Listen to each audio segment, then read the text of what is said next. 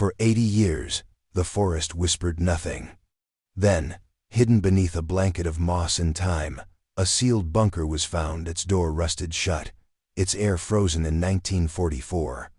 Inside, a journal. Brittle, damp, and impossibly intact.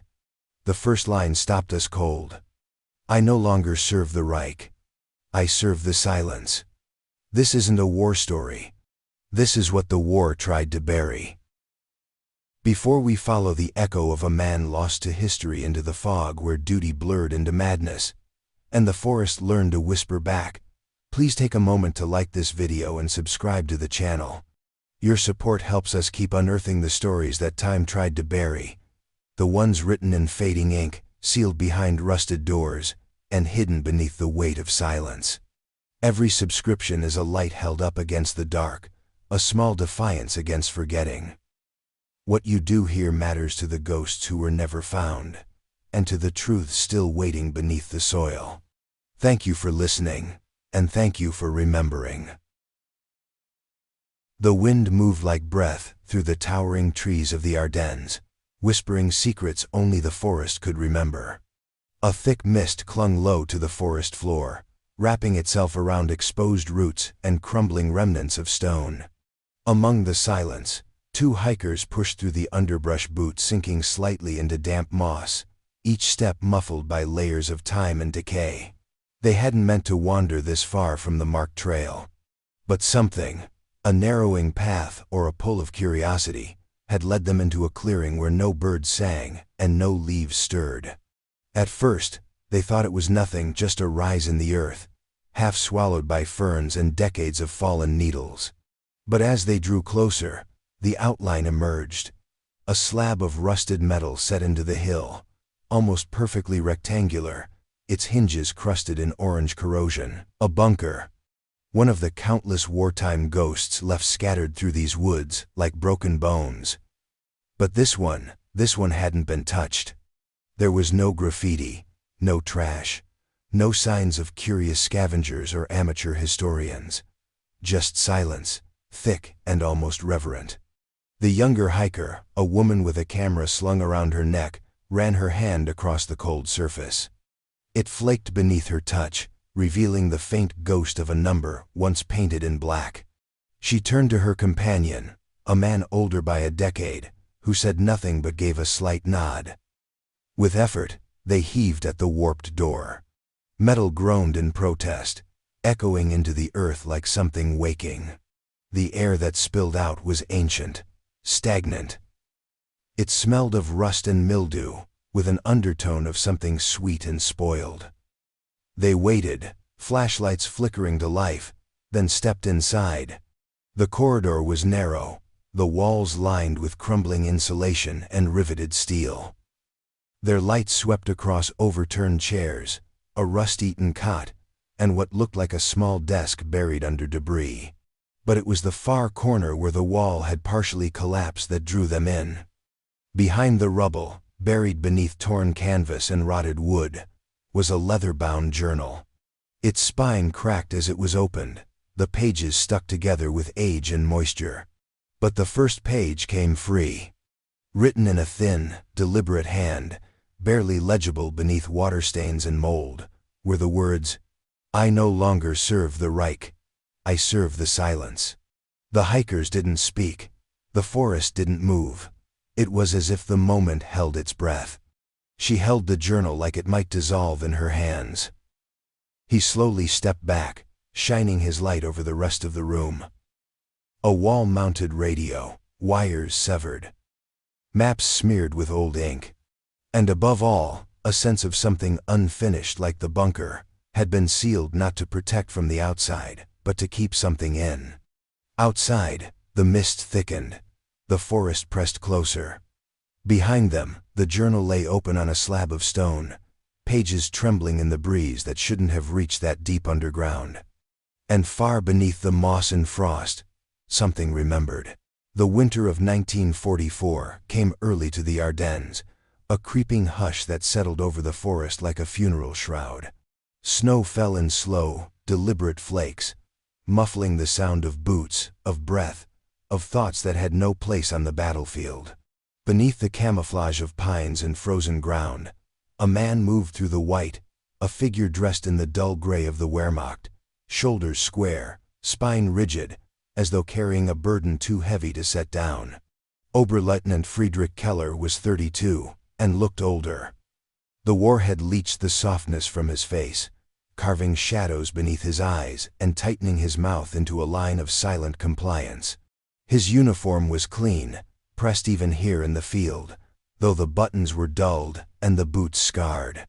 He wore the war like a second skin, and yet, there was something in his eyes, something that suggested the uniform no longer fit. Keller had been stationed deep in the Ardennes since early November, part of a strategic reserve unit waiting for orders that never quite came.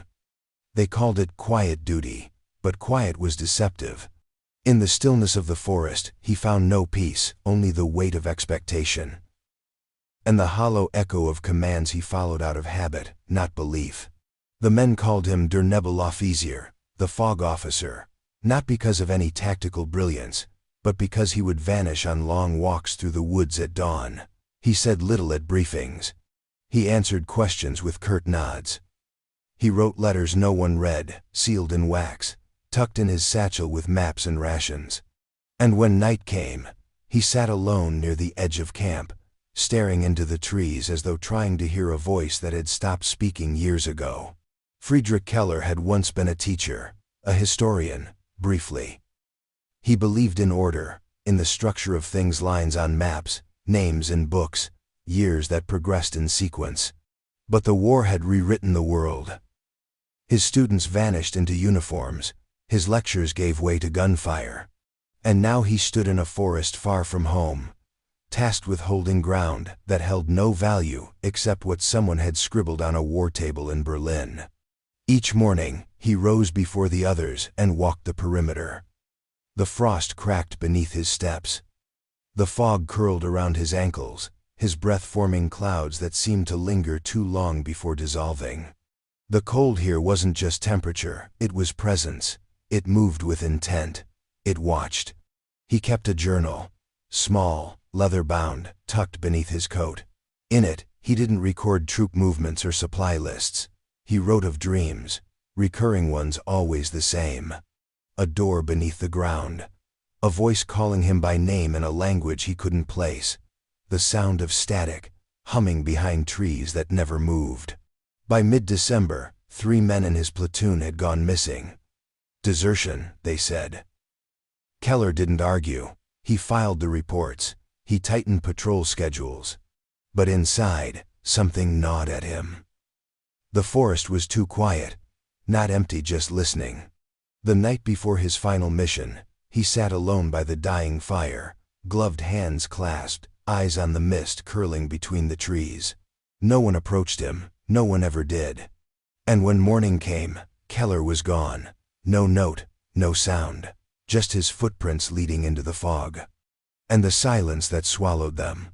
December 12, 1944. The ink bled slightly through the page, smeared in places where damp fingers had turned the sheet. The handwriting was precise, disciplined, yet something in the pressure, too heavy in parts, too rushed in others, betrayed the tremor beneath the surface. Today, Otto claimed he heard someone whispering his name from the tree line. He was alone, returning from latrine duty. I reprimanded him for spreading panic, but I saw the look in his eyes. He wasn't lying, or if he was, he believed it. Keller had written the words hunched beneath a flickering oil lamp, its glow dancing across the cold concrete of the outpost. Outside, snow clung to the trees like ash, and the fog pressed against the glass slit of the observation window like a held breath. The bunker was silent, save for the occasional groan of settling metal. He dipped his pen again, fingers stiff from cold. This forest is not like the others. It doesn't sleep. The wind doesn't carry through. It stays between the trunks, moving in circles. Sound disappears before it reaches you. One man claims he saw movement. I dismissed it, but truthfully, I have too. Supplies were vanishing. At first, they thought it was poor record keeping. A tin of rations here, a box of ammunition there. But then came the boots, a pair missing from the rack. A scarf, a pistol, and no one ever claimed to have taken them. There were no signs of theft, just absence. I suspect desertion, or perhaps theft under cover of night. But these men are hungry, not suicidal. None would last a day beyond the perimeter. Still, fear eats away at loyalty. I see it, hear it in their silence. Even they don't believe themselves anymore. One soldier, Lieutenant Bremer, had approached Keller the previous evening, his face pale, his voice barely audible. He said he heard a voice singing low, in German, but wrong somehow, like the words were being pronounced phonetically by something that didn't understand them. It came from just beyond the tree line. He begged to be transferred to a different post. Keller denied the request. "We are here to hold this position. That is the order. That is the only clarity I have left." But even orders don't echo the way they used to. Outside, the sky had darkened, though it was barely past 4 in the afternoon. The trees stood like sentinels, wrapped in gauze. The fog did not rise, it slithered. It had weight. There was one more sentence at the bottom of the page, half scratched out but still legible beneath the ink. "If one more man disappears, I will stop reporting it." The journal closed with a soft snap, the leather stiff with cold. And as the candle guttered in the bunker, it cast shadows against the wall that seemed to move against the flicker lagging behind, as though they hadn't quite caught up with the man who had made them. In the present day, the page lay under a layer of protective film. The ink had faded, browned with time, but the words were still there, etched with the urgency of someone trying to hold on to sanity by pressing it into paper. Outside, the forest was unchanged. Snow still fell, and in the stillness, one might almost hear a whisper, or imagine it. Either way, it was always just beyond the trees. The entry began abruptly, as if the writer had torn out a page before it. There was no date this time, just a slanted line of ink, hurried and uneven. Orders received, objective unclear. Keller's handwriting had changed. The loops were tighter, the lines pressed harder into the paper, as if each word was carved rather than written. The tone was different, too less formal, less officer, more man. Somewhere between obedience and resignation. He had been summoned before dawn. A courier arrived from headquarters, young, breathless, refusing to look Keller in the eyes. The paper was sealed in red wax, stamped with insignia he didn't recognize. The order was simple on the surface: reconnaissance beyond grid sector 9C, assess enemy movement, return by nightfall. But it was the subtext that unsettled him: no accompanying men, no radio check-ins, no signature authorizing the mission, just initials, unfamiliar ones. He protested quietly, citing regulation. But the courier's reply was colder than the air outside. "You were chosen, Oberleutnant. That is all you need to know." Then he was gone. By the time the first light broke through the treetops, Keller was already deep in the woods. The forest changed the farther he went. The trees grew denser, thicker than any map had shown. The snow underfoot turned to ice, then to wet earth that clung to his boots and pulled at each step. He checked his compass twice. It spun lazily, as if the air itself interfered. The fog seemed to grow heavier the deeper he went, swallowing sound. He paused often, listening. Sometimes he thought he heard footsteps that weren't his own, close, deliberate, pausing when he paused. Once he turned sharply, rifle raised, and found only branches moving in slow unison, whispering against each other. He moved on, breath shallow, the cold burrowing into his lungs. Hours passed. He should have reached the river by now, the one marked on the map. But there was no river, no sound of water. Only a faint vibration through the ground, rhythmic, almost mechanical. He followed it, unsure why, until he reached a clearing marked by a single, jagged stone protruding from the earth. There were symbols carved into it, faint, almost erased by time. They didn't look military. They didn't look human. He knelt to brush the frost away and felt the ground tremble beneath him.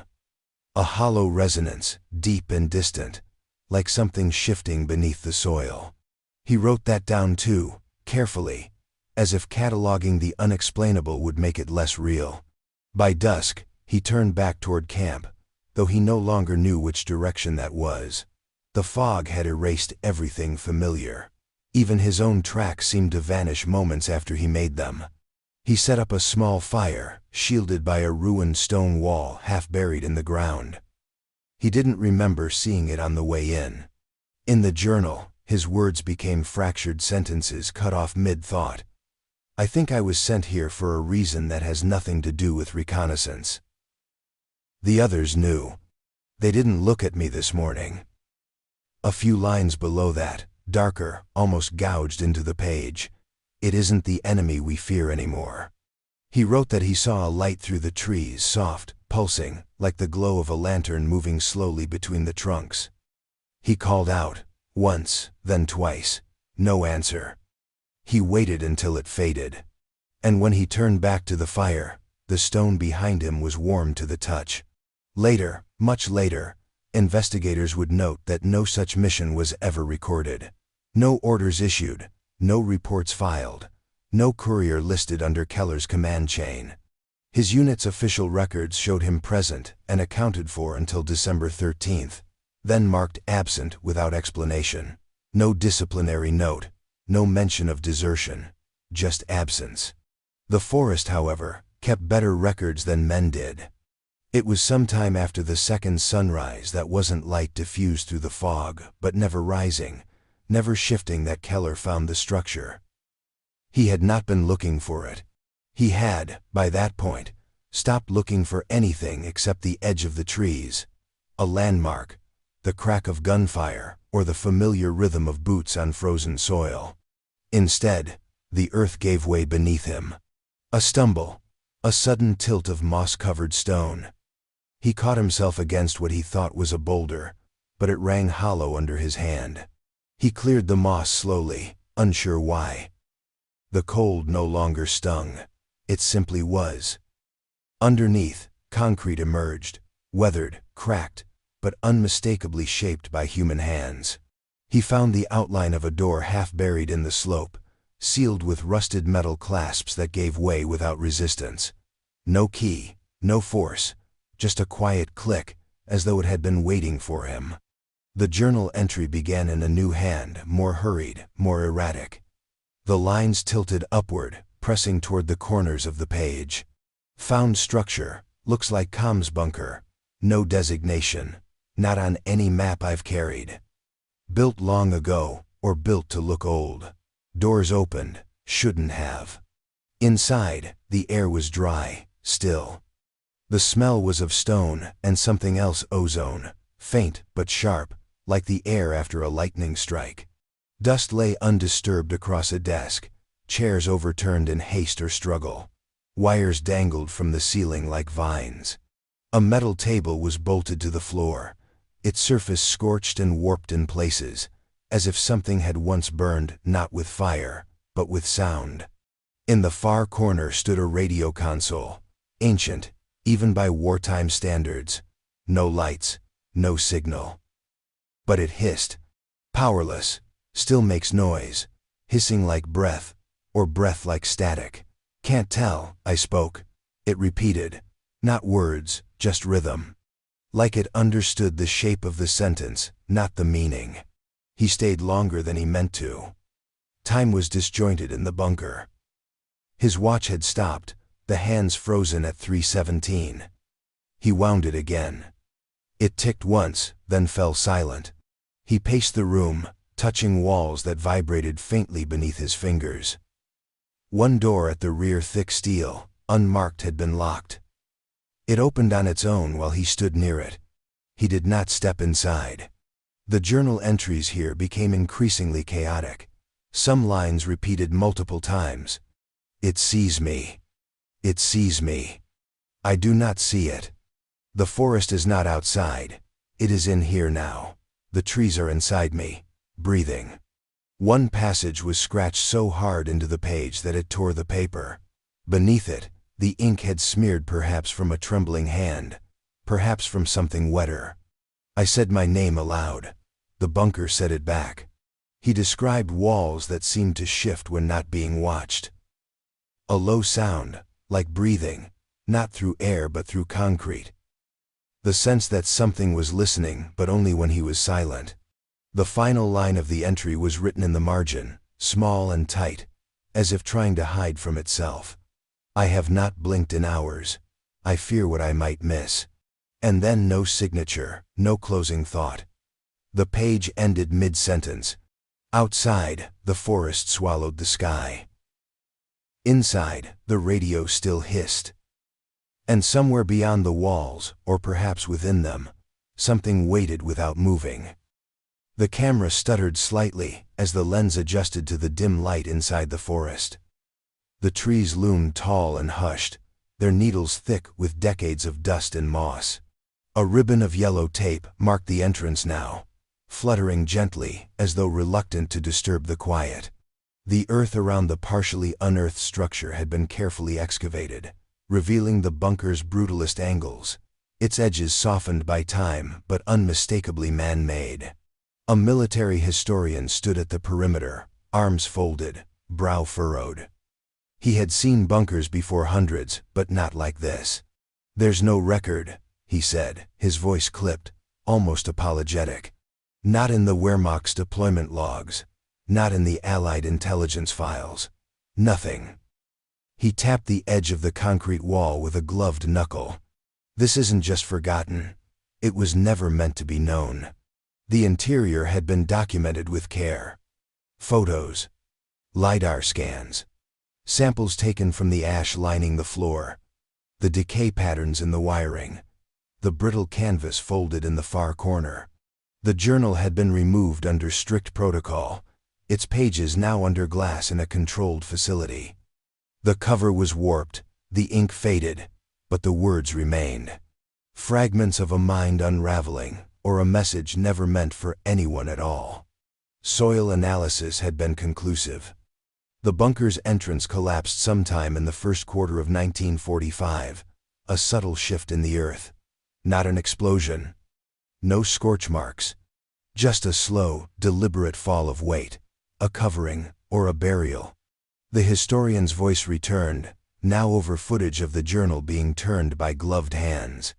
"If what we believe about the dates is true, the last entry was written days, perhaps hours before the collapse. He was inside when it happened. He didn't come out."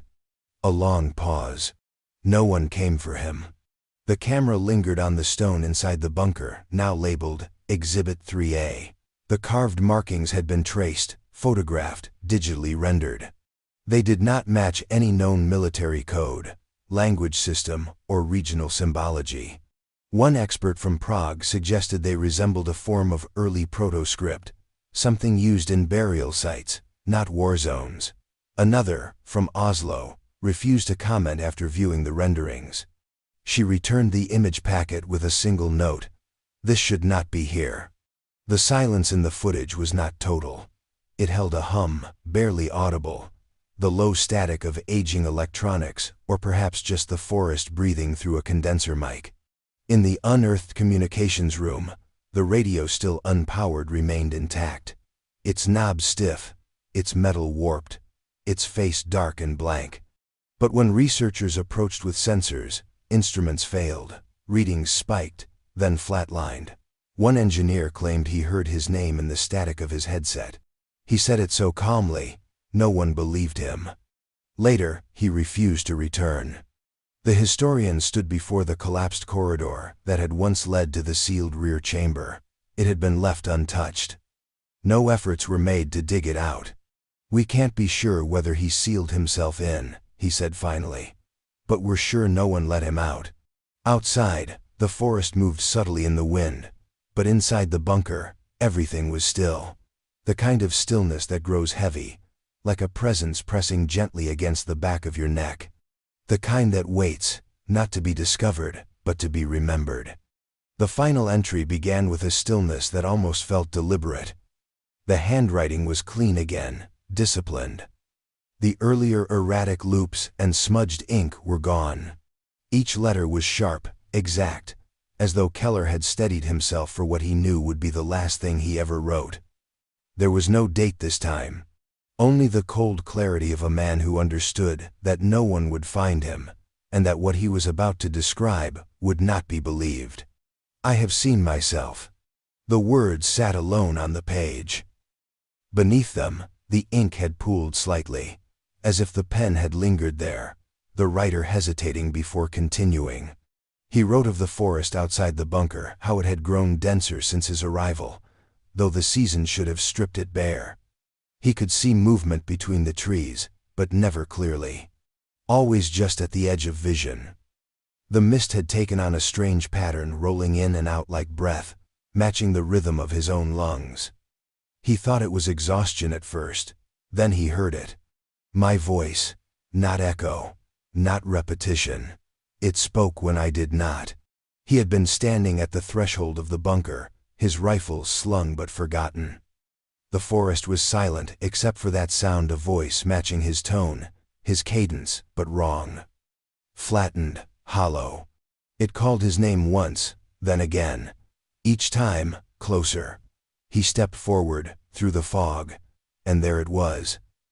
A shape at first, then a figure, the same height, the same coat, the same insignia dulled with frost, his own face pale through the haze, his own breath clouding the air.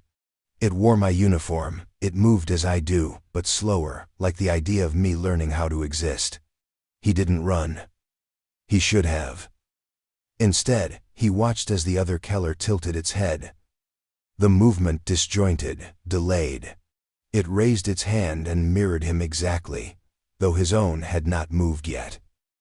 When he finally lifted his rifle, the figure smiled, his own smile, strained and unpracticed, and disappeared into the fog.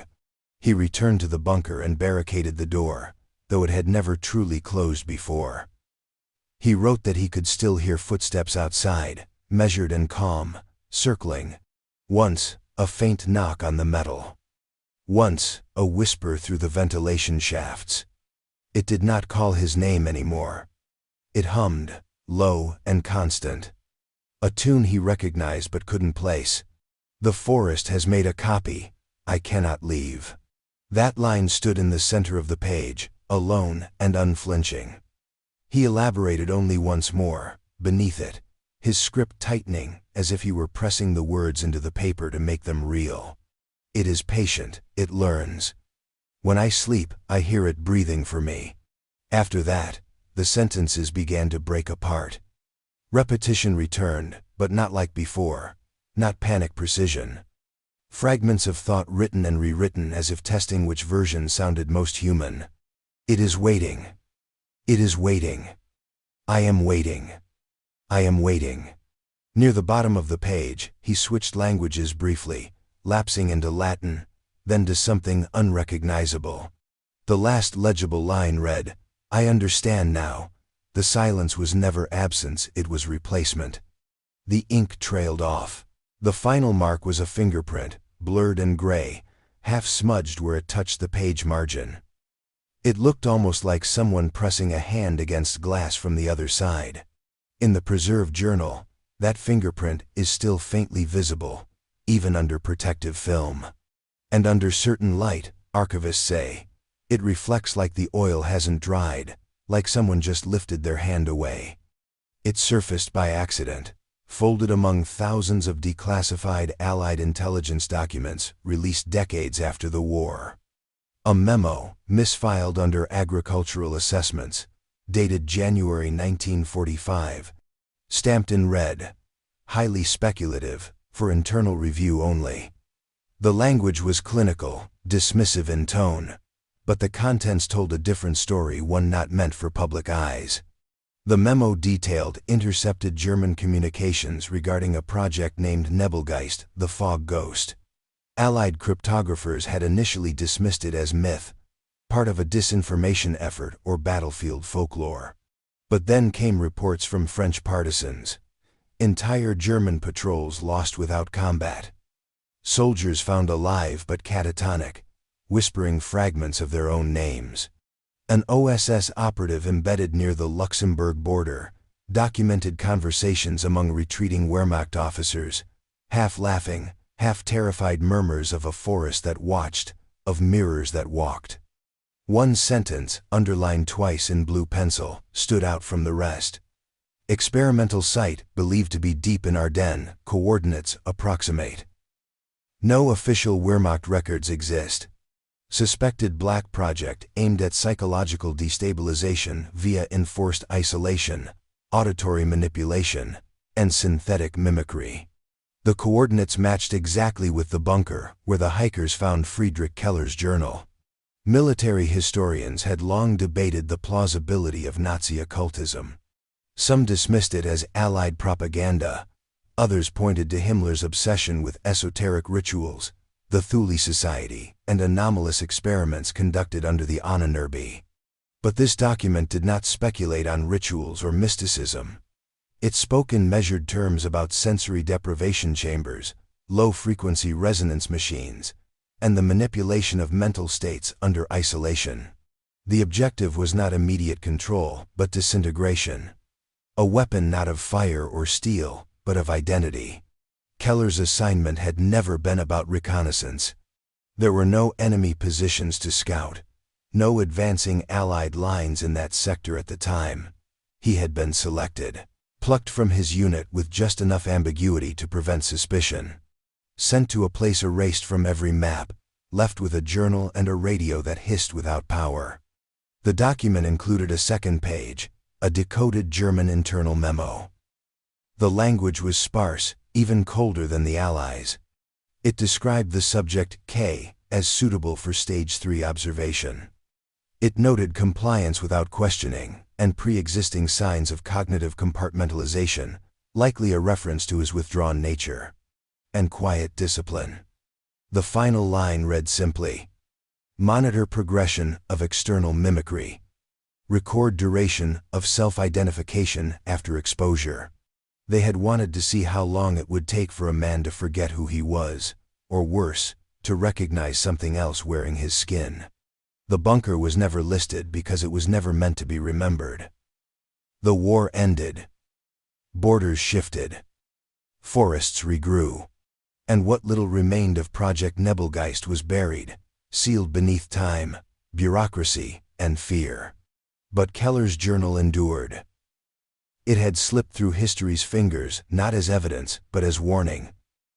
A record not of madness, but of method. And now, as experts combed through those once dismissed reports, the pattern was becoming clear. His disappearance hadn't been a mistake. It had been the experiment reaching its conclusion. The sky was gray when he returned. Not overcast blank. A colorless sheet stretched overhead, pressing down on the treetops, muting the already quiet woods into a deeper stillness. The trail that had once cut through the frostbitten brush was now gone, overgrown with wet moss and the fresh sprawl of brambles, as if the forest had healed itself in the span of weeks.